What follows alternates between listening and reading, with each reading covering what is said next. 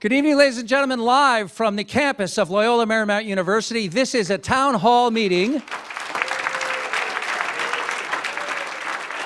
with our media sponsors, Fox 11. And it is an honor to be here tonight. My name is Doug McIntyre. I host the morning show on TalkRadio 790 KABC, and I'm a columnist for the Los Angeles Daily News. And I will introduce our panelists in just a few minutes. I want to thank everybody for being here tonight, in person on campus, as well as those of you listening in at home and will be watching on television later. We, the people of the United States, elect a representative government to make decisions on our behalf. And the consent of the governed is critical to making the country work. We are faced with a decision that really almost transcends, it does transcend partisan politics, although nothing completely transcends partisan politics. But this is an issue literally of life and death. And we are asked to make multiple decisions on multiple fronts. We have a moral decision to make about what is the civilized world's response to a poison gas attack. Since the 11th hour, the 11th day of the 11th month of 1918, when the mustard gas clouds dissipated over Flanders Field and the battlefields of Europe, the world was so revolted by the mass killing by poison gas that a treaty was signed in 1925. And since that time, there have only been three state-sponsored uses of poison gas. The Nazi Germany, again, in the death camps. And even the Germans did not use artillery shells with poison gas on the battlefields. Saddam Hussein, against the Kurds and his own people, killed thousands. And now the intelligence says Bashar Assad in Syria. So what is our response? That's the moral question. The second question is, what are the military consequences of this? And the third aspect are, what are the political consequences, both internationally and domestically? With that said, I want to introduce you to our Fox 11 partner tonight, Carlos Amezcua. Great to be Carlos, with you. Thank you for being here tonight. Thank you very much. Great to be with you tonight. We're going to hear from our panelists, and Carlos is also going to take questions from the audience, and we very much want to hear from you. You also, by the way, if you are listening at home, you can watch online at KABC.com. We are doing a live stream webcast, and immediately following tonight's broadcast at 8 o'clock, our Peter Tilden will be live on the air at KABC, and he'll take phone calls at 800-222-KABC for those of you listening at home who want to weigh in what you hear tonight. With that said, enough speechifying from me. Let me introduce you to our panelists. We have with us a U.S. Army veteran. He's an attorney. He is still with the Army Reserve, so he is still an active member of the military. He is not speaking on behalf of the military. He is here as a private citizen, but with a military background. It's a pleasure to welcome Kurt Schlichter. From the LMU faculty, a history professor with a specialty in the Middle East, it is a pleasure to welcome Najwa Al Khattab. Najwa, how did I do on the pronunciation? Perfect. Oh, really? That's so unlike me.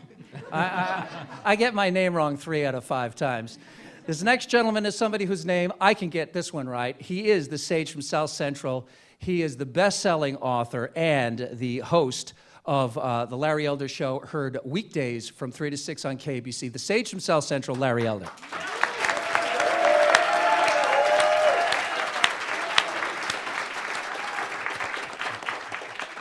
Also from the LMU faculty, a political science professor, again with a specialty in the Middle East. It's a pleasure to welcome Fariel Sharif. Fariel, thank you for being here tonight.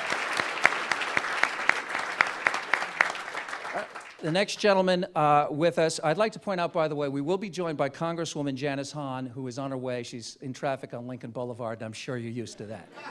You can pretty much pick any street and you'll be in traffic around here, but she's on Lincoln Boulevard. So she'll be here and she'll join us as soon as she arrives.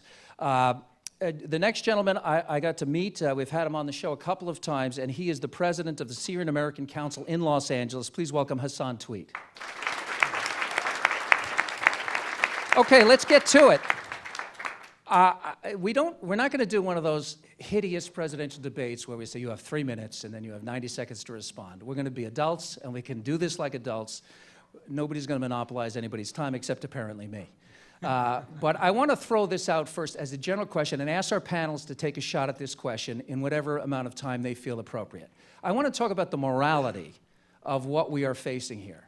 because this is ultimately a moral question. All law is an expression of morality. If you value order on the roads, you have stop signs and red lights. If you don't like something, you pass sin taxes. Well, there is no greater decision than a decision to go to war.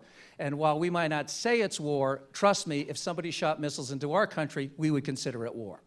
So this is a life or death decision. Congresswoman Janice Hahn, thank you so much. The chair awaits you. Thank you for being here. So let's start. We'll start at the end. Kurt, if you will, could you talk to us from your perspective, what is the moral obligation that the civilized world, however you define the civilized world, has to respond to a poison gas attack?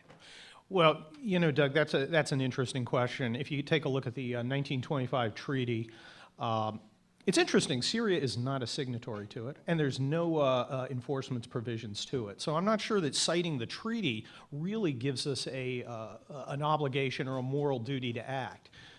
There are 100,000 people dead in Syria on both sides, most of them civilians. Now 1,400 more dead because of poison gas. Here's my question. Why is it worse to be killed by poison gas than by bullets or bayonet or burning? Well, we do have a hierarchy of horror. I mean, bullets are bad, bombs are worse, terrorist bombs worse still. Chemical, biological agents are unthinkable, and atomic weapons, we don't even want to go there. To me, the ultimate red line is the line in the human head that says we'll kill on an industrial scale. That's the ultimate red line, and that's the moral question we're faced with. Najwa, would you like to take a stab at this, the moral implications? Yes, I think I totally agree that, well, first we have to distinguish between moral and legal perspectives on this. I think it is questionable that from the legal point of view that U.S. intervention would actually be okay. Now, from the moral point of view, I absolutely agree that it is not a convincing argument to say that 1,400 people dead because of chemical weapons is a much more forceful reason for intervention. I think that, as one commentator said, dead is dead. And in a sense, I think we would be also sending the wrong message as in terms of that it isn't numbers that count or humanitarian considerations that count, but the symbolic use of chemical weapons. Also, from both the legal point of view as well as the moral point of view, we did not intervene, even though we knew during the Iran-Iraq war that Saddam was using chemical weapons against not only his own Kurds, but also against his Iranian enemies. So I think that both arguments are really open to question. Thank you, Najwa. In addition to hosting the afternoon drive show on KABC, Larry Elder also hosted the Moral Court on television, so he's the perfect person to ask this question. Larry, and again, what's legal is not always moral, and what's moral is not always legal. So what's your take on this? I don't think we should be doing this.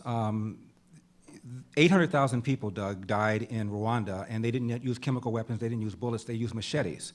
And the world didn't do jack. We've got problems in the Congo, in the Sudan, in Zimbabwe, where farmers are being ripped off from their land and being given it to cronies of the government. We haven't done anything. I'm trying to figure out why it is that America is the moral enforcer of this so-called international norm that President Obama mentioned. Why is it our job? And if anything, there was a much stronger moral case to go into Iraq, and Obama didn't want to do that. This was shortly after 9/11, when 90% of the Americans thought we were going to get hit again within 6 months to a year. Saddam Hussein had used chemical weapons on his own people. 5,000 Kurds died in one day. We didn't do anything at all. He was shooting at British and American planes. He was stealing from the Oil for Food program. $25,000 were being given to homicide bombers, and Obama still called that a dumb war. But for some reason, this is something we ought to be doing. There's no consistency here. It's selective outrage. Frankly, I think what happened, Doug, is that President Obama probably saw the pictures of these kids and women burned by these chemical weapons and went emotional, kind of the way Ronald Reagan did when the hostages were taken, and then he foolishly did the deal with the arms for hostages. That's what I suspect happened. But I don't see any reason why we're doing this. We have all sorts of issues we ought to be concerned about. We don't know where this thing is going to go, how it's going to spin out of control. Will it ultimately empower Al Qaeda? We have no idea. This is, to me, a bad, bad deal. Faryal Sharif.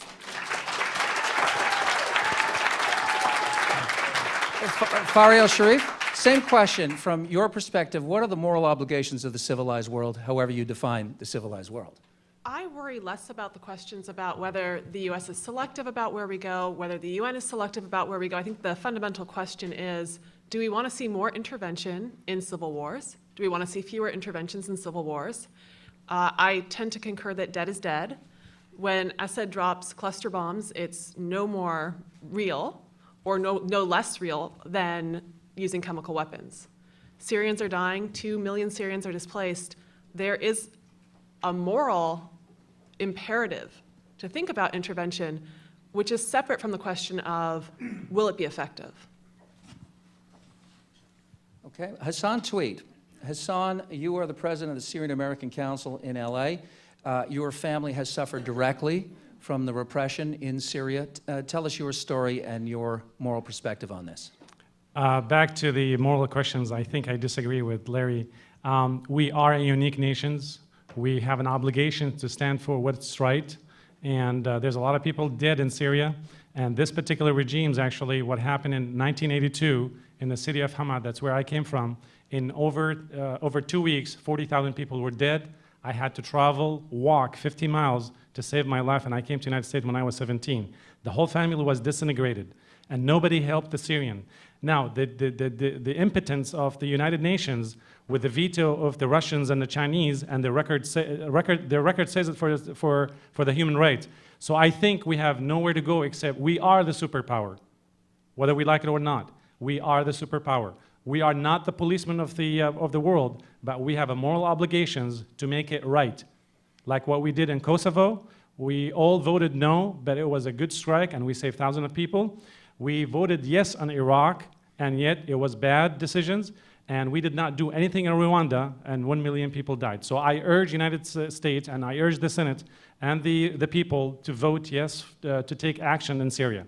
I'm sorry, I strongly disagree with that. I'm sorry, I'm a Syrian too. And Hang on just a second. Let me get your name, and let's go ahead and make your comment. I'm sorry, okay. My name is Fadia Al-Halla. I'm from Syria. I'm an asylumee here. And I strongly disagree with everything you just said. It's not the regime. The regime is protecting the people. I came here in January, and if it weren't for the regime, I'd probably be dead right now. But why did you come here and you exercise your freedom and liberty and dignity, and yet the Syrian people could not have it for 40 years? Give me one question. I mean, I'm going to ask you one question. Why did you choose to come to the United States? Well, because I wanted to work in films, and where better place to go than Los Angeles? Well, that makes logical sense. I think the Syrian drama is very popular among the Arabs. Other than the film question, why are you here?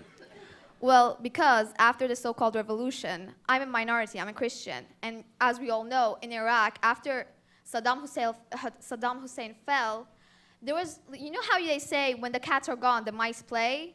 That's exactly what happened. And the minorities were the first to go. My family was also directly attacked, and my neighborhood was bombed several times. And so we came here fearing for our lives. We came here with nothing. So yeah, it's Al-Qaeda. You guys are supporting Al-Qaeda. You're funding Al-Qaeda, and they're killing us there. And once you guys are done with that, once they're done with us and the regime falls, there's going to be anarchy, there's going to be chaos, and it's going to come here. Well, Thank you very much. ladies and gentlemen, welcome to a snapshot of a civil war. This is what we have, and as I point out historically, in our Civil War, Abraham Lincoln sent Charles Francis Adams, the son of one president and the grandson of another, to England with one mission, to keep England from interdicting in our Civil War. So this is a very complex issue. I want to bring into the conversation, we are a republic. We are a democratic republic. We elect people to represent us. And the Congress has been asked to give their approval to this action in our name. And for that very reason, we are very happy to have with us a member of Congress, a person who will be one of the 435 in the House of Representatives to cast a vote. Janice Hahn, we're discussing the morality of this issue, not necessarily the legality. Where do you come from on that? This is a very tough decision for me. It's the first time, I've only been in Congress 2 years, so it's the first time I will vote on a resolution to authorize the president to use military force against a country that has not attacked us. And I took the red eye last Saturday night. I flew back to Washington, D.C. so I could see for myself the classified documents. I went into a vault and looked at all the documents, and then I participated in the classified briefing with about 100 of my colleagues, and I'll tell you, I came away unconvinced that military action at this time is the right course for the United States. I believe we have a moral obligation to use our superpower and influence to bring together the international community and try to find a diplomatic way to hold Assad accountable for these atrocities. I don't want to take violence to counter violence. I don't think that's where we should go right now. And by the way, my constituents in my congressional district overwhelmingly are against us going to war. The American people, in my opinion, are not with the president on this one. Kurt Schlichter. Kurt Schlichter, we'll get questions from the audience, I promise. Carlos, if you could track down folks for us, we'll go to a question next from the audience. Lyndon Johnson famously said, if you're going to tell someone to go to hell, you better be able to send them there. So from your perspective, your military perspective, do you hear coming from the administration a coherent strategy that would actually accomplish anything, even should we go forward with this, that would actually make the world a safer place? Well, Doug, I'm unclear on the objective. I'm unclear on the means. I'm unclear on the ends. As a military person, we like very clear objectives. There's a hill, go on the top of the hill, kill everybody on the hill, then I'll tell you the next hill to go on top of. But I don't see a plan here. But, you know, Doug, as we're talking about this in hypotheticals, I'm looking at real faces out here. I'm looking at 18, 19-year-olds. These are faces that look a lot like the ones that I've led in combat zones overseas. These are the people who are going to be paying the price for what we're talking about up here. Okay? I got to say, I'm not concerned with the Syrians. I'm not a Syrian. I'm an American. I care about Americans and American interests. And before we go to war, I want our representatives to be absolutely sure that they can look at a mother in the face as she holds the folded flag from her son or daughter's coffin and say, this was worth it. This was worth it. Hassan, you have a foot. You are obviously an American and you're a Syrian culturally. How do you respond to what Kurt says? What argument do you have to Americans to say that their blood should be shed for Syria? Good, thank you. I am an anti-war, but I'm not. When I see all these killing, 5,000 people per month, 60,000 people per year. So far, we had lost about 140,000 people by the regime of the Assad that was not elected. So I want to look at, if I want to look at your faces, can I tell the Syrian people that, you know what, go to hell, let the Syrian government kill you. We as a human, we do not care for you. 300,000 people died in Iraq on the low side, maybe about 1 million. That was not persuasive enough for a lot of people for us to go to Iraq. Colin Powell set out some principles about when we ought to go to war. And the first one is to make sure we have a clear objective that is consistent with our vital national security, that we have an end game, and more importantly, that we have broad-based domestic support. We don't have any of those. But we are asking, actually, I'm sorry, we are asking the American to do a decisive, a precise missiles attack. We're not asking them to have troops on the ground. As an American, as a Syrian, I do not want any troops on the ground. We're asking for a decisive air attack on the air bases, and we're to deter the Assad power to launch another attack. Because who's going to guarantee, as a human, we're asking as a human, who's going to guarantee that Assad tomorrow will not launch another chemical attack? He did it as a pilot test, and he's going to test the world. What is the world going to do when he used a chemical weapon? The idea Hold on one second. I would like to get Congresswoman Hahn to respond. Well, the only thing I would say is this is not about taking Assad out. This is not about preventing him from ever killing his own people again. This is not a regime change.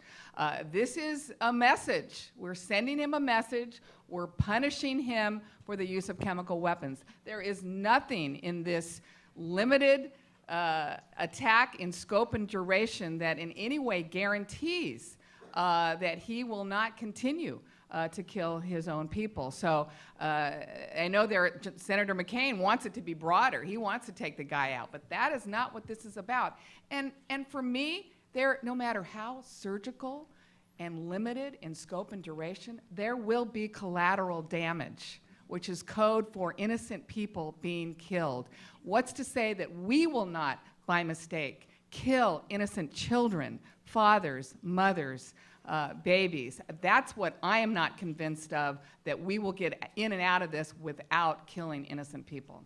Carlos, we have a question from the audience. All right, we have lots of people here. I just want to point out to our radio audience that we have a full house and people in the spillover.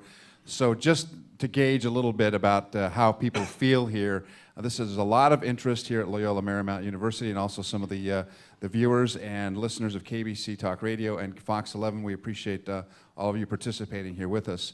With me is Landon, and give us your full name, and are you a student here at the university? Yeah, my name is Landon Wyke. I'm a sophomore in political science major at LMU. Give us your question. Okay, my question pertains to the asymmetrical balance of power in Syria. Vladimir Putin claims to have witnessed rebel fighters eating the hearts of their enemies, enemies dressed in Syrian soldier uniforms. Can you comment on the true nature of the Syrian rebels? Anybody want to take a stab at that? Yes, please. Hassan, Najwa Al Khattab, who is a history professor here at LMU. Let me just start by saying that I don't have any special intel to base my answer on. I think, like most of us here, go by what we read on a daily basis. But there is no question that the insurgency has proven to be brutal and violent, but it's also perhaps more dangerously very divided. Some are secular, and many of them are actually turning towards Islamist groups. And along those lines, the question of the humanitarian and even practical reasons behind an intervention really become more serious. In other words, there is a worry that I think has been voiced by many, that perhaps by striking the regime, even if one were to agree that a surgical strike would be effective, which is very, very doubtful. In fact, it just might open up a can of worms that would make things much worse for Syrians, about whom I think we should care, at least from the humanitarian point of view, that violence is not guaranteed in any way to, in fact, stop the killing. But there is also that other argument, which is as convincing, that the insurgency itself is not, in fact, will not be our friends, even if we somehow do end up having a regime change. They will, I mean, in a sense, the circle has come sort of full circle, in the sense that our relations with Afghanistan, in a sense, was the context for the emergence of Al Qaeda, and now if we hit the regime, we'll be fighting on their side. Can I add something to that? Yes, please, go ahead. Doug, I'm Hassan. sorry. For 7 months or 9 months, the revolution started as peaceful as it could be. The regime went, and you can actually, please, go check YouTube's. The Syrian revolution has been the largest in the history of humanity that has been taped day by day, street by street, incident by incident. So it started peaceful in the beginning, and when the regime went on the tanks, missiles, you name it, on the street, we were forced to defend ourselves. We were forced. We did not like to carry weapons against each other. But when the regime, and I disagree, there are some insurgents because the government fails to protect the borders. So the borders are open. Yes, there are some insurgents, maybe about 3% to 5%. I was in Turkey for 3 weeks on a humanitarian trips. I just came back on early August. Hassan, we're going to pick it up there. Okay. I have some shopkeeping to do. We're going to stop at the bottom of the hour here for 3 minutes of news, and when we come back, we'll continue our conversation. You're listening to a live town hall meeting, a broadcast on Talk Radio 790 KBC with our television partners Fox 11 from the campus of Loyola Marymount University. Our guests are Kurt Schlichter, Najwa Al Khattab, Larry Elder, Fariel Sharif, Hassan Twiet, and Congresswoman Janice Hahn with Carlos Amesco from Fox 11. I'm Doug McIntyre. We'll be back right after this.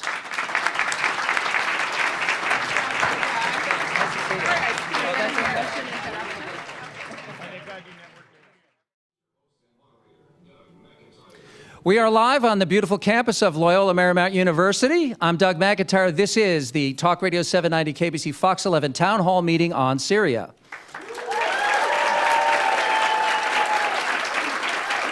This is a very important decision that the United States has to make, the American people have to make through their elected officials. Our guest panelist is Kurt Schlichter, U.S. Army veteran and attorney, Najwa Al Khattab, history professor here at LMU, the afternoon drive host, the host of the Larry Elder Show, best-selling author Larry Elder, Faryal Sharif, political science professor at LMU, Hassan Twiet, who is the president of the Syrian American Council in L.A., and Congresswoman representing the 44th District from Southern California, Janice Hahn.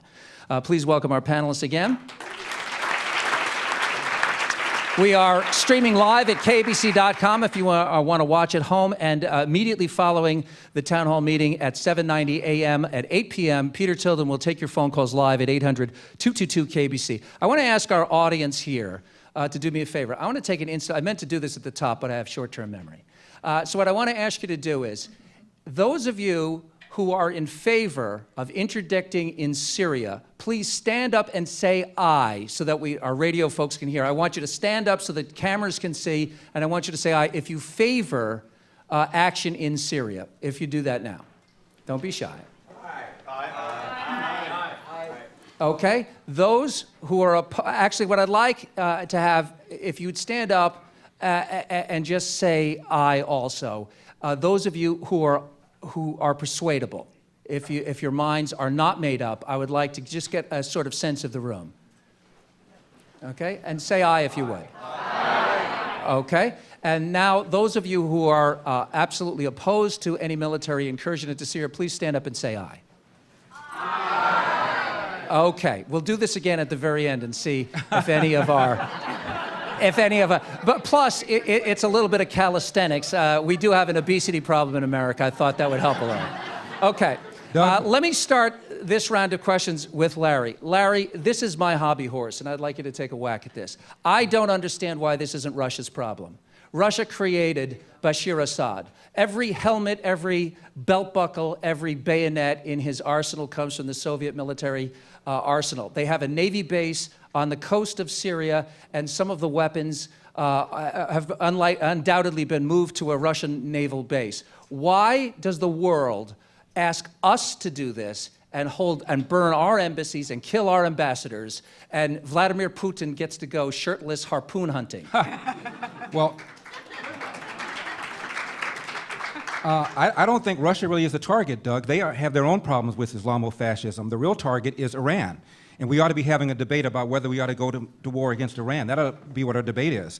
Iran is the top exporter of terrorism in the world today. They've been the ones helping the so-called insurgents use the IEDs against American soldiers in Afghanistan and in Iraq. They have set up Hezbollah. They financed Hezbollah. Syria is the client state of Iran. Lebanon is the client state of Syria. If you really want to get to it, we ought to cut out the middleman and have the debate about Iran. The second thing I want to say is, John Kerry has said that this military effort would not be, quote, war in the classical sense, end of quote. Pearl Harbor lasted less than an hour. Right. It was an air attack, no boots on the ground. Was that surgical? Was that not war? Right. Well, that's a good question. Faryal Sharif, let me ask you this too, again, and I get Larry's point about Iran, and that's what we've seen in the nuclear age. We've seen surrogate wars. We've seen brush fire wars because a direct confrontation between superpowers is too dangerous. And plus, Doug, Iran is, of course, trying to get a nuke. I forgot about that. Absolutely. One little thing. But if we are here today, gathered here today, and the American people are asked through their elected representatives to make a life and death decision on whether or not we go into another country, then the country that holds the strings of Syria is Russia. Could you talk to us about the relationship between Bashar Assad and his father and the Russians, going back to the bad old days of the Soviet Union? In essence, the Middle East was essentially divided between clients of the U.S. and clients of the Soviet Union, and Syria, the good old days. And Syria is the last Russian client. In essence, it is the only country where the U.S. has not been able to exert very much influence, where Russia continues to wield a large hand. And the question is it Russia's problem? I think you have to ask the question, what interest does Russia have in changing the situation? if there was actually regime change in Syria, what assurances do they have that they could keep their bases? What assurances do they have that they continue to profit from the sale of weapons? And most importantly, if you look at several hundred years of history, the story of Russia has always been about getting access to the Mediterranean. There have been historic battles between Turkey and Russia about access to the Med, and Syria gives them access to the Med. Russia has absolutely no incentive to change its relationship with the Assad regime. Okay, very good. Carlos, you have a question from our audience. All right, we have another student here at LMU with a question. Give us your name and your question. Good evening. My name is Rohan Reddy, and my question is... Where are you from? I'm from India.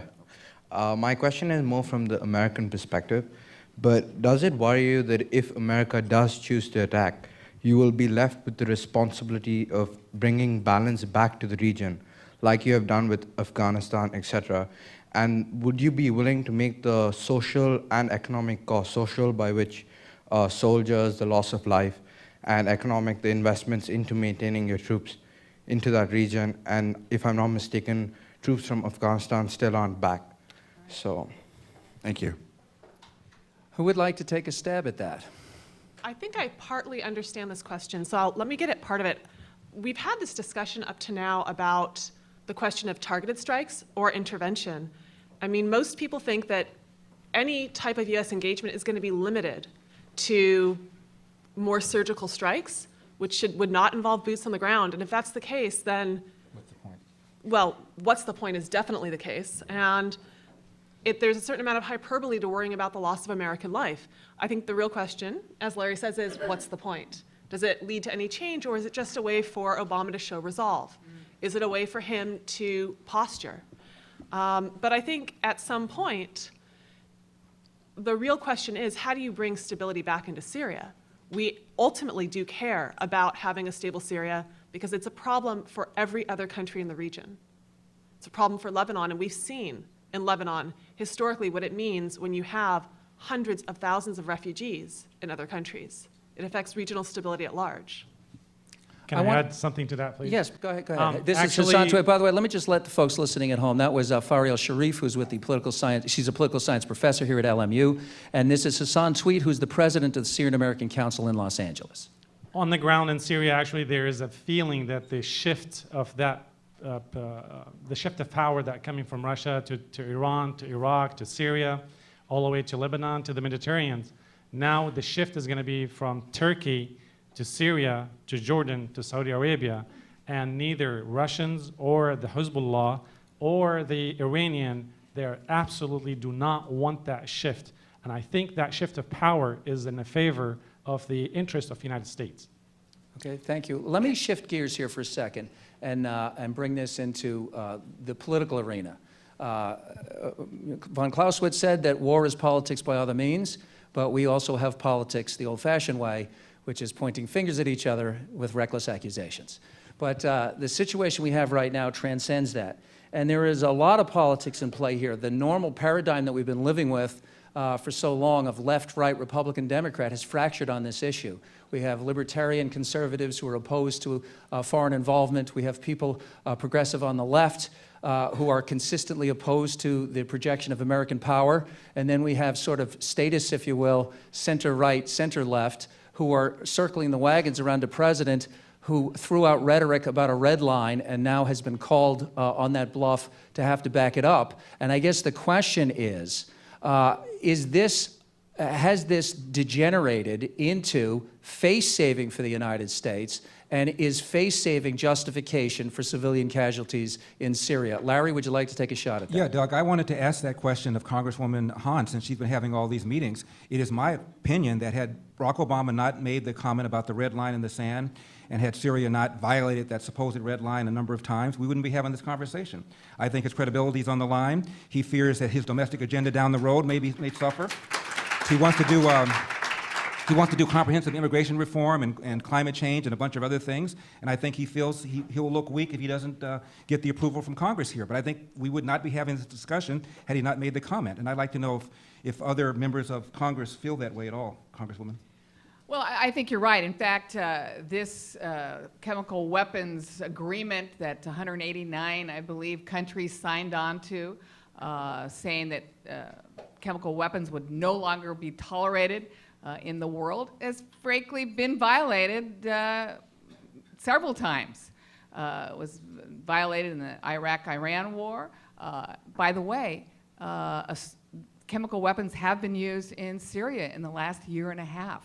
Our intelligence told us that it was used in small amounts, but it was used. So if there was this international red line, it's been crossed many times, and no one felt the need to punish anybody or send a message. So Larry, I think you're right. I think the fact that our president did say that if they crossed this red line, it would change his calculations. But for me, that's not a good enough reason for me. I am not going to vote for war to save anybody's reputation or to save face or to have anybody's credibility be on the line.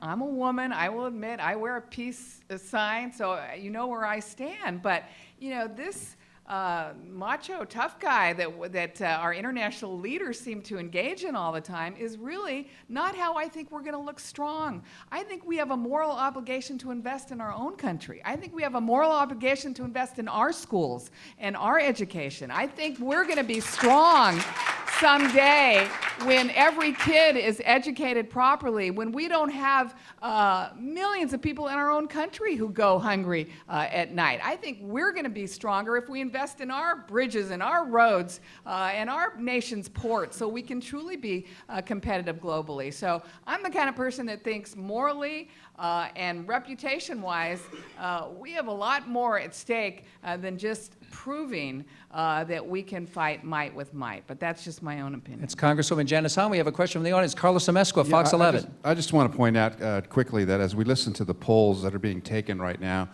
nationally, people are overwhelmingly saying that one of the things that they fear the most is an escalation in the area, that, of course, war would spill over from Syria into Lebanon, into Israel, into Jordan.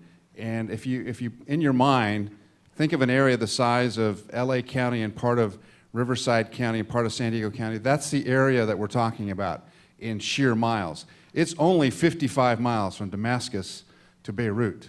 It's a very short distance.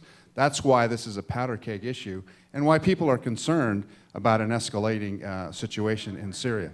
Having said that, let's take another question from a student here. Give us your name and your question, please. My name is Brittany McKinley, and I'm a junior here.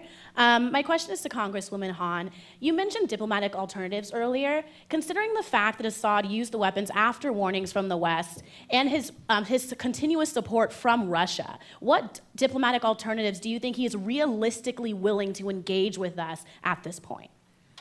That's a very good question. Very good question. That's a very good question. I just don't believe we have exhausted all diplomatic avenues yet, and I believe I would like to see us take this to the United Nations. This is what the United Nations exists for. I mean, this is why they exist. And I realize the Security Council is not going to make it through because of Russia and China, but I say take this to the United Nations. Let these nations stand up. We have taken it to United Nations. And take a vote on whether or not they would bless military action in Syria. Let's pick up right on this. I want to ask a question and ask all of our panelists to respond to this, okay?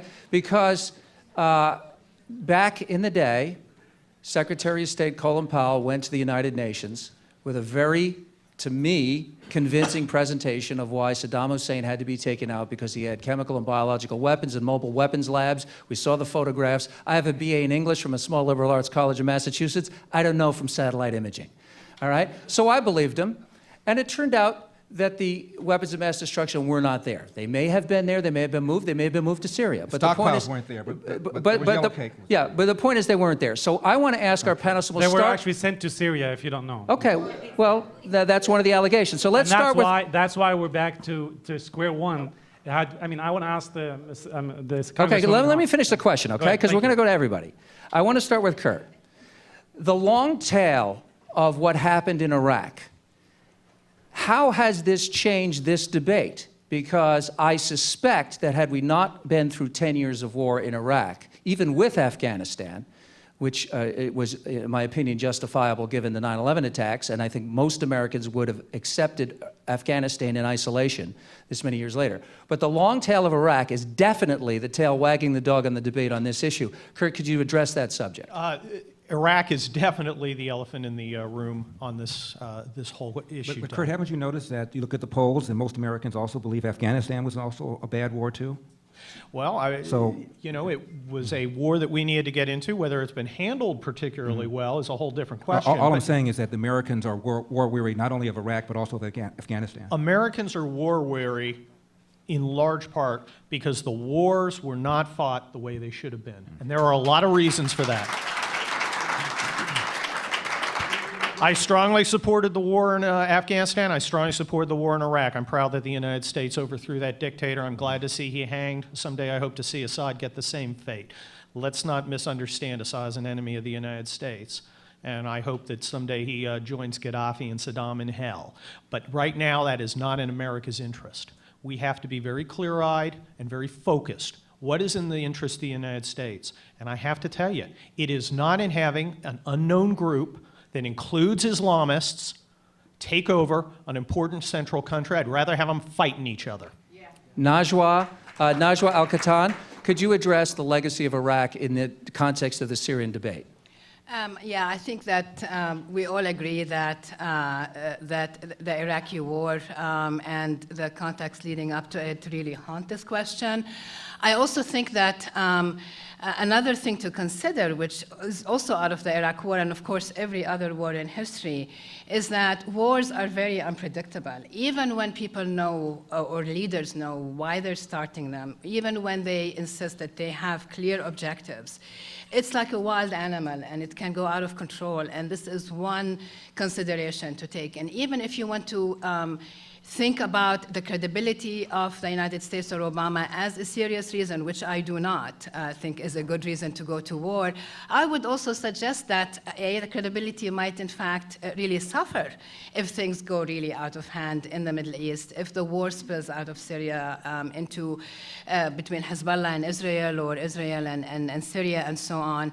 And I would also add finally that US credibility, at least in the region, has long suffered, and I would also blame Obama for it, as well as W. Bush before him, in terms of, for example, waiting until the last minute to support the Egyptian revolution, in terms of not intervening in Bahrain because our friends the Saudis did not want us to, in terms of totally failing at resolving the Palestine-Israel conflict, and so on. So even the credibility argument doesn't really make sense, but most of all, the war, the strike could unleash consequences that nobody can control, and then everybody suffers.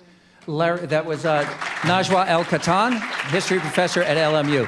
Larry, this is a fastball right down the middle, the Iraq War, and where do we go forward from here? Well, you are right that the Iraq War hangover is what's causing us to have so much doubt.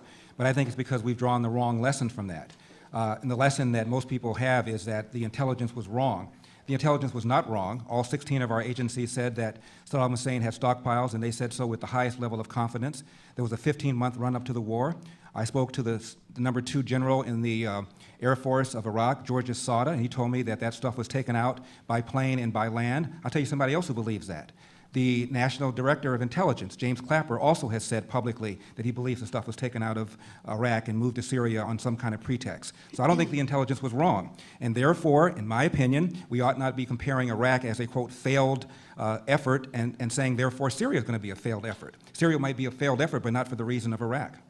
Okay, let's go. Thank you, Larry. Let's talk to Fariel Sharif, political science professor at LMU, the long tail of the Iraq legacy. I think the Iraq legacy is that Americans are not weary of war. Americans are weary of failure.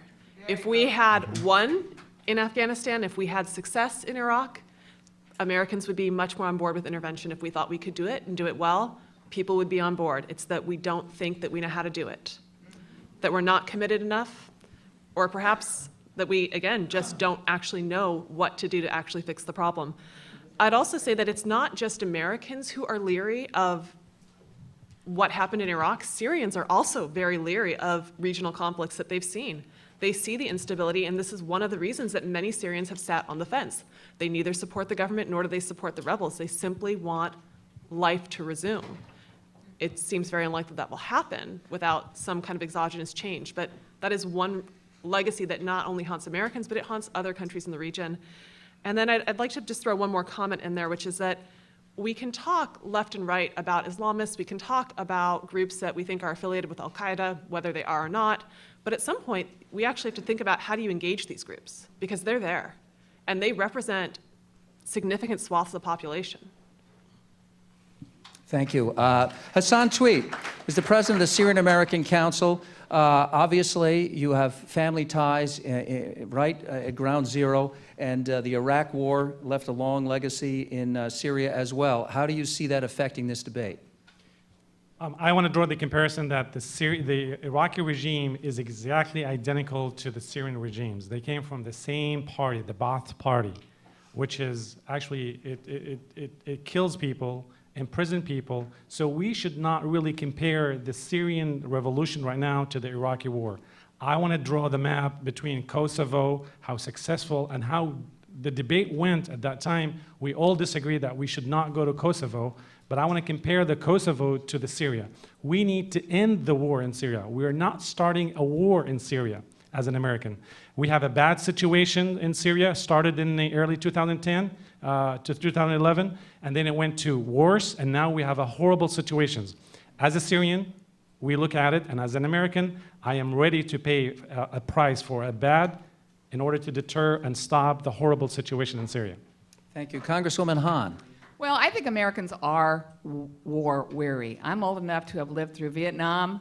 I watched this country go into Iraq and Afghanistan. I watched the mission accomplish, with President Bush landing on the aircraft carrier.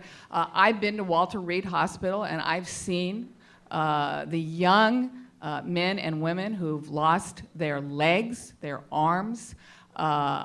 We do not treat our veterans with any kind of respect in this country. Many of them are still waiting for health care and for benefits.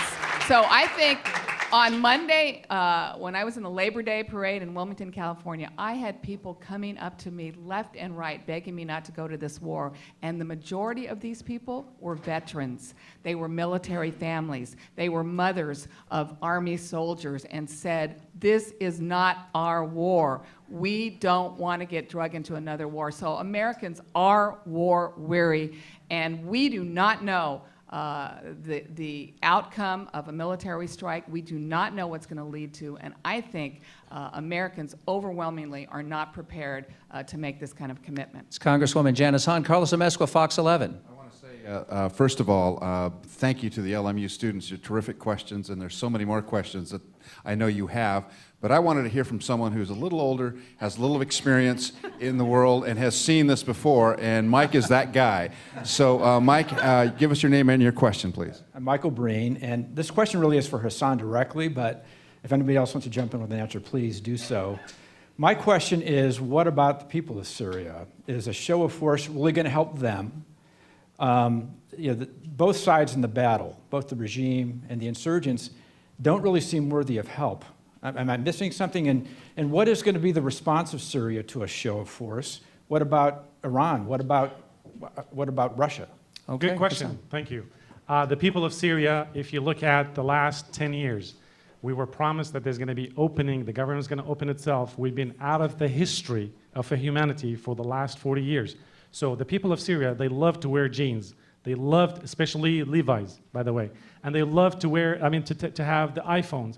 They are intact with the United Nations, with the United States. They love what the United States stand for. They're actually watching us, what we're doing. I called 2 days ago, and they say, when, please, can the United States help us? So technically, they are part of the humanity. They want to go back to humanity. I am part, my mother is actually minority. She is actually from Caucasus Mountains. She came from Russia. We suffered. So we live with this beautiful mosaic in Syria. Syria is like California. There's a multicultural, multi-religion. So we do have that beautiful mosaic, and we will stand to keep it. Thank you, Hassan. We have 1 minute left, and I want to complete our Insta-poll. This is highly scientific. I would ask those of you who support interdiction in Syria to please stand now and say aye, if you would. Those of you who are listening to our town hall, then say aye, please, for our radio. Aye. Those of you who oppose interdiction in Syria, please stand and say aye at this time. Aye. And I would like to hear from a special group. I would like anybody who had their mind changed by either way, in either direction, by the town hall meeting we've just conducted, please stand and say aye. No minds were changed. Thanks to our panelists, Kurt Schlichter, Najwa Al Khattab, Larry Elder, Fariel Sharif, Hassan Twiet, Carlos Amesca, Congresswoman Janice Hahn, and a special thanks to Loyola Marymount University and to Stephen R. Golden and Associates for sponsoring this great event. Thank you so much, ladies and gentlemen. 800-222-KABC. Peter Tilden will take calls at 8 o'clock.